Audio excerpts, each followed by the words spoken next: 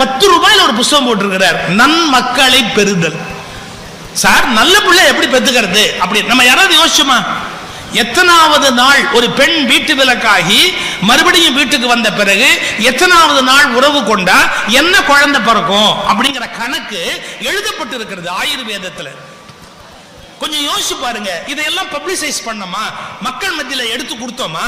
எல்லாரும் வீட்டுக்கும் போக வேண்டாமா? இன்னைக்கு சொல்லட்டுமா, இருட்ட பார்த்து ஒரு புள்ள பறக்குதுன்னா அதுக்கு என்ன காரணம்?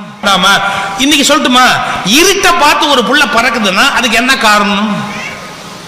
அங்க போய் சுவிட்ச் போட்டு வா அப்படின்னு பயமா இருக்கு, நான் போக மாட்டேன் அப்படின்னு குழந்தை சொன்னா யார் காரணம்? கருவுல குழந்தை இருக்கும் போது அம்மா பயந்துகிட்டே இருந்தான்னா அந்த பயம் அப்படியே தொப்புள் கொடி வழியா இந்த குழந்தைக்கு அப்படியே போயிடும். அதனால அந்த குழந்தை பயந்ததுன்னா குழந்தையோட தப்பு அல்ல, தாய் பயந்தது தப்பு. அதனாலதான் நான் பெண்கள்கிட்ட என்ன ரொம்ப பணிவா